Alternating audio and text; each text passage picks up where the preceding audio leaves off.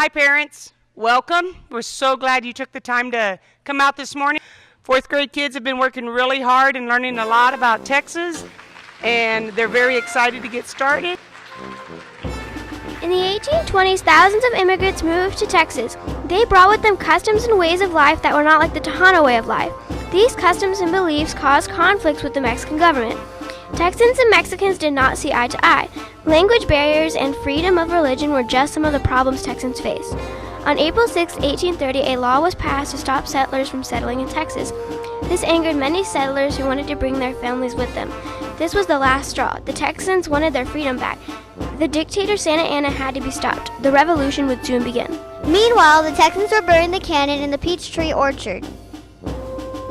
Yucateche was very angry. He chose to send Lieutenant Castaneda with 10 men. The Texan army is led by John Moore. He and his soldiers decided to transport the cannon from the orchard to the Guadalupe River and show it off to their enemy. This shot caused Mexican soldiers to leave with one death. Texans lost no soldiers. Ladies and gentlemen, the Texan Revolution has begun. The Battle of Goliad was the second skirmish of the Texas Revolution. In the early morning hours of October 9, 1835, the Texans crept stealthily to the fort near the town of Goliad and attacked the Mexican army soldiers stationed there. The Texans split into 4 groups to surround the fort.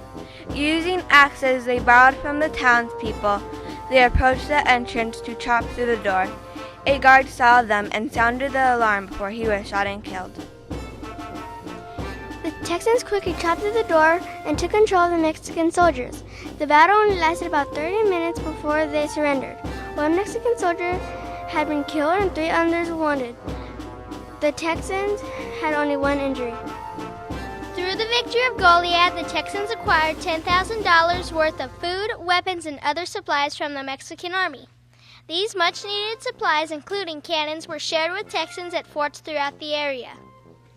The surviving Mexican soldiers were told to stop fighting the Texans and leave Texas immediately. This proved to be a bad decision on the Texans' part. On February 21, 1836, Texan scouts discovered Santa Anna and his 5,000 soldiers 8 miles south of San Antonio. The 180 Texans who lived at the Alamo were surprised and began preparing for an attack by molding bullets, gathering food and water, and strengthening the walls.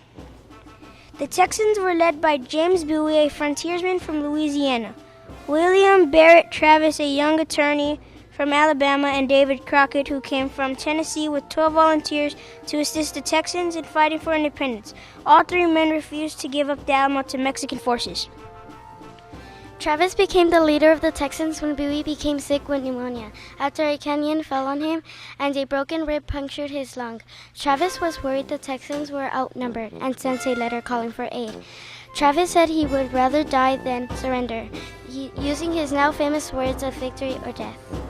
After many days of canyon fire from the Mexican army, it seemed victory at the Alamo would be impossible for the Texans. It is rumored that Travis grouped his men in the plaza of the Alamo and using his sword drew a line in the sand. He told volunteers they could leave if they wanted to, but if they crossed the line, they would stay and fight with honor. On March 5th, a bitter cold wind blew through San Antonio. After firing cannons for many days, Santa Anna ordered Mexican cannons to be silenced in hopes the Texans would rest. On the morning of March 6, 1836, Texans woke to 3 sounds. The blast from a bugle that signaled the Mexican army to attack, the rumbling of thousands of feet charging on the cold, hard ground, charging from all 4 sides of the Alamo, and the Mexican song El Degollado, which meant that no Texan life would be spared. Texans fought back with cannon fire and successfully pushed back the Mexican troops. On the second wave of attack, Mexicans led by General Cos tried to use ladders to scale the walls of the Alamo. Texan sharpshooters prevented Mexican soldiers from successfully getting over the walls. Unfortunately, Texans cannot stand a chance against an army ready to sacrifice thousands of men. Mexican soldiers fought their way through the northeast wall and were now inside the Alamo fighting face-to-face with the Texans. After many Texan soldiers died in the Battle of the Alamo, General Santa Anna led his troops toward the Texas coast, raiding and burning every settlement in their path. General Sam Houston was in the town of Gonzales when he heard that the Alamo had fallen and was devastated. He ordered his troops to retreat and commanded all Texans to flee toward the Colorado River in order to be safe from Santa Anna's troops. Conditions during the runaway escape were terrible. The weather was cold and wet, and the lack of food and water brought horrific diseases. Spring rain flooded rivers, making it very difficult to cross. Some people were killed by Mexican bandits. People were buried on the road in the exact spot where they died. In Goliad, Colonel James W. Fannin, along with nearly 400 young men who had enrolled to help Texas prepare for battle with the Mexican army, they knew the Mexican army was approaching. They readied their weapons, which included cannons, rifles, and muskets. Despite their best efforts to prepare for battle, they were not in the greatest health. Colonel Fannin's men had very little supplies and fresh water. Additionally, a great number of men were wounded, and their fort was not very secure. Little did they know, Mexican General José de Urrea was heading right towards them.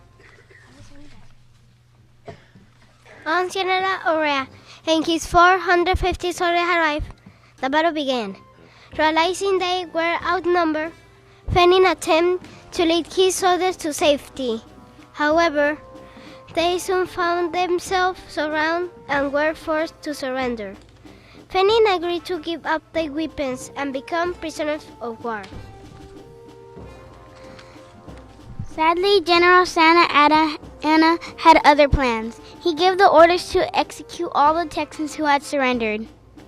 Following these orders, Mexican soldiers marched the Texas soldiers into a field and shot 342 of them. Some men tried to escape and swim across the river. Most were still shot, but some managed to escape. One brave woman, Señora Francisca Alvarez, offered her home to those that escaped and later became known as the Angel of Goliad.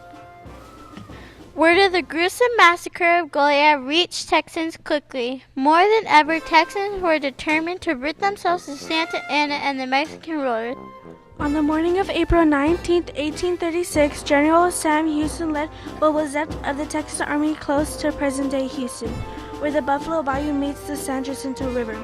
They camped near the edge of a grove of trees. Their defenses were protected from behind by the bayou. In front of them was nothing but an open prairie.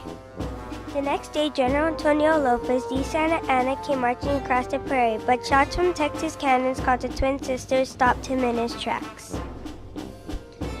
On the morning of April 21st, Sam Houston sent a spy named Dave Smith with a small group of men to destroy Vince's Bridge, thus cutting off the only way the Mexican army could escape across the river.